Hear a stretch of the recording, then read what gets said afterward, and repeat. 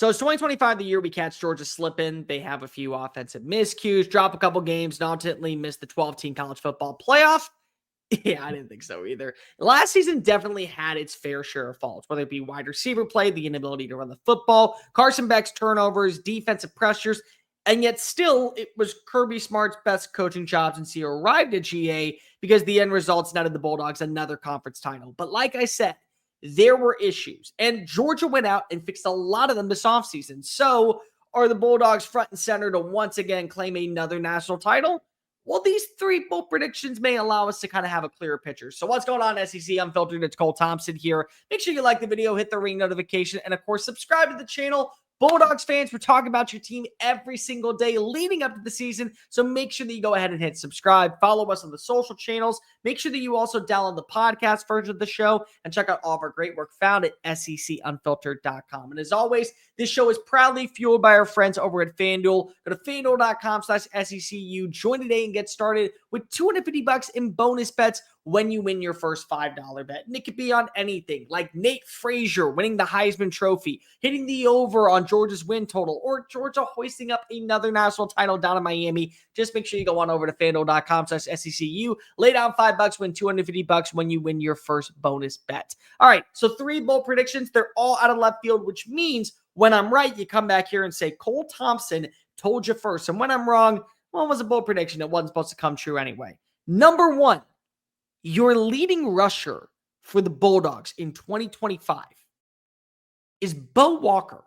Now, I know that Nate Frazier is going to get his fair share of carries, and I understand they bring in Josh McCray from Illinois to be a difference maker on the ground. But remember, Bo Walker, the 3-star talent, he's already on campus. Came on over from Cedar Grove High School, played somewhere else, at Stonebridge, if I'm not mistaken.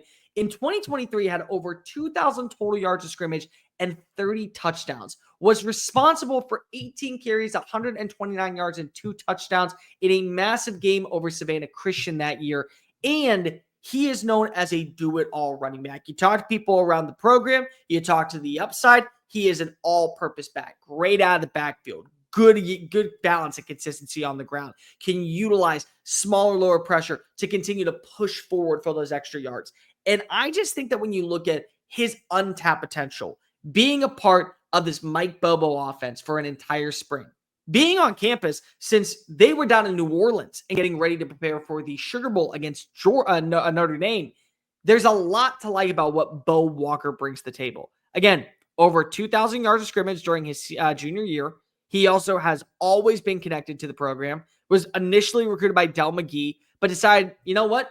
This is where I want to stay. This is where I belong. This is where I'm going to find my home. Because I know this is where the best running backs in college football go. I think there's a lot to buy into what his upside is. Again, all-around purpose back, had incredible success at Cedar Grove. You know what happened last season with Nate Frazier at times. You know that Josh McCray was never the full front number 1 running back at Illinois, more of a change of pace player. So I think there's a real chance that if Bo Walker, especially early on in the season, like one of the first games of the year, where maybe you don't know what you really got at the position, but hey, Austin P game or the Tennessee game on the road in Knoxville, he goes off for like 125, 100 yards, 2 touchdowns.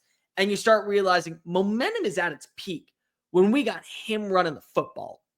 I think there's a real shot that Bo Walker ends up being the best running back in Athens and the guy that gets the most carries. And by the season's end, he's pushing towards 1,000 yards. He's pushing towards 9 or 10 touchdowns. He's pushing towards 5.5 yards a play. That's the type of running back that you want to put alongside Gunnar Stockton when it comes to making sure that your offense is humming accordingly. So I think that Bo Walker, number 1 prediction. Number 2, wide receiver number 1 is not Zachariah Branch. It's also not Dylan Bell. It's Noah Thomas from Texas A&M. So I got to see Noah Thomas up close and in person for several years when I was covering the Aggies. And I can tell you, 6'6", mismatch nightmare, good overall route runner, can win at the point of attack.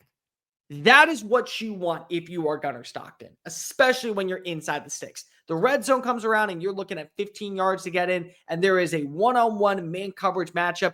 You are pile driving and pivoting and turning towards what you're going to get in Noah Thomas. And that is not an insult to anybody else on the roster. I think that you have a great player who's going to hit his stride in Zachariah Branch. Excited to see him leave from what we know at USC and come on down to Georgia. There is a role for him. He is going to be one of the more do-it-all playmakers in the SEC. I think Colby Young, now fully back in action, can have a big-time role. I think that absolutely Dylan Bell can be one of those difference makers on the outside. I think that you can have a really solid play from London Humphreys. I think that you're going to get good play from CJ Wiley, the freshman. But I just look at Noah Thomas. You're looking at a 3rd and manageable. Let's say it's 3rd and 6. And let's say this is one of the more critical games on the road against Auburn. Don't you want to go to the player who's going to outbox any single defensive back simply based off of size? That's Owen Thomas. You can't teach size. You can teach route running. You can teach catch radiuses. You can teach comebacks. You can teach absolutely how to play against certain coverages, but you either have it or you don't. And Noah Thomas has it. Last season, as a security blanket for Marcel Reed and for Connor Wigman, had 8 touchdowns. The year before, he averaged 12.4 yards and had 5 touchdowns. The year before that, 10.2 yards play and 2 touchdowns. So he has 15 touchdowns in the last 3 years already in SEC play. And he's gone up against most of the competition that he is going to be facing on Saturdays. He's already played against Ole Miss. He's already played against a Mississippi State. He's already played against a Texas. So you know that he's going to come on in and be rocked and loaded against SEC quality competition because he's already done it. And he's proven that he can be more than just this big-bodied red zone receiver. Last year, averaged 14.7 yards a play. And I get it. Zachariah Branch, he's the speed element. He's the gadget player. You can utilize him in so many different ways. He can just be a human joystick in the open field. Maybe that's your version of Tavon Austin. Fire up the mixtape down in Athens. But I believe that by the season's end, the guy who has the most receptions is going to be Noah Thomas. The guy with the most receiving touchdowns is going to be Noah Thomas. And honestly, at this point, knowing what I believe is going to be such a key element on keeping the offense afloat for Gunnar Stockton, for whoever you want to maybe turn to if you gotta go in a different direction at quarterback, it has to be Noah Thomas. He is going to be the reason why Georgia is back in the college football playoff this year offensively, and why last season was kind of a fluke. 35 drops, led the country in college football. 1 drop his entire career when he was at Texas A&M. Night and day difference of what you're getting down in Athens, GA this year. And number 3, and this is probably one of my more bolder ones in the entire program that we're doing on the channel, but I think Ella Meduzzi ends up having the most sacks in the SEC. So last season at Army was a really good outside jackbacker. Did a nice job of winning his one-on-one battles. A little bit unrefined. But again, this was a dude that could get pressure onto the quarterback. This is somebody who could go ahead and pile drive against, Navy, but when he went up against Notre Dame, he looked really well in a lot of those games. I think he had 7 tackles. I think he had 9.5 tackles for loss. 7 sacks, 9.5 tackles for losses. 7 sacks, 9.5 tackles for losses. So good numbers. But he was playing a little bit unrefined. If you go back and watch his tape, his pad level was a little bit too high at times. He also was sometimes reaching a little bit. Now he's going to the Mecca for this position, the outside backer, linebacker duo type malarkey. You're going to learn underneath Kirby Smart. You're going to learn underneath Glenn Schumann. They punch out first-round talents left and right. Jalen Walker last year, a positionless player. Guess what? Top 15 pick. Michael Williams last year, oft injured. Top 15 pick. It's what Georgia does. They just find these type of talents. They say, we're going to work on these few little things. Tweak this, touch that, move this up here, move this down there. Bippity boppity boop. Look at that. Now you're an All-American. And from a talent standpoint, Ella Meduzzi can be exactly that. He is all the intangibles of what you want in a premier pass rusher. Somebody that is going to win his one-on-one battles, put pressure on the quarterback, get into the backfield, and force you at the maneuver outside. And you may not get every single sack. He may end up having like 42 pressures and only like 11 sacks. But the fact is that he is disrupting that backfield, putting a quarterback on skates and making them feel discomfort. And you want to see him set that tone early. I'm not talking about the Marshall game or the Austin Peay game.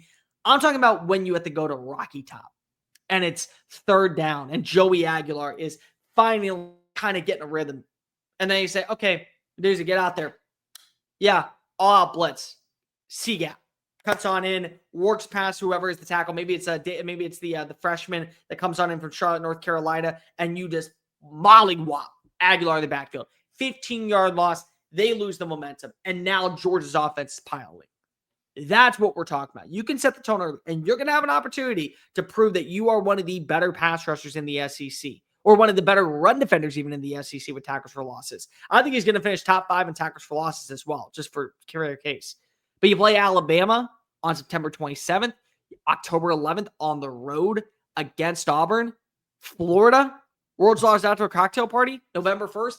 That is a game where they're going to have a revamped version of the offensive line. One of the better offensive lines in the SEC that I don't think enough people are talking about. And then Meduzi can get back there and put pressure on DJ Lagway. Mollywop a guy like Arch Manning. Take down a Joey Aguilar, a Ty Simpson, a Jackson Arnold for that matter. Or better yet, maybe not even make them go take the sack. Just throw it up in the air and just say, here, somebody catch it. Okay, cool. That's great. You know who's going to catch it? I don't know. How about Dalen Everett? How about he comes down with the ball? How about KJ Bolden? He makes that play. Daniel Harris, how about he makes that play?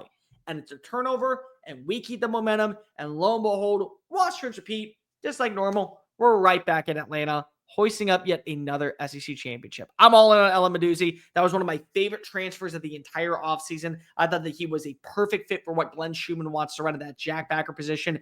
Good run defender. I think has all the upside in the world to be one of a premier pass rusher in the conference. And I'm excited to see what he's going to do in Athens this year. But let me know in the comment section down below. What are your 3 bowl predictions? Once again, I think that you're going to see Bo Walker be Georgia's leading rusher. I think Noah Thomas lead in every single receiving category. And I think Ellen Meduzi is going to make his name known as the leader of the pack in the SEC in sacks. But what do you got? Comment down below, like, review, hit subscribe. Make sure you're following us on all the social channels, TikTok, Facebook, Instagram, Twitter. Follow me at Mr. Cole Thompson. Download the podcast version of the show and check out all of our great work found at SECUnfiltered.com. Until next time, folks, I am Cole Thompson, Bulldog Nation. Well, I promise you, you ain't going away anytime soon. Peace.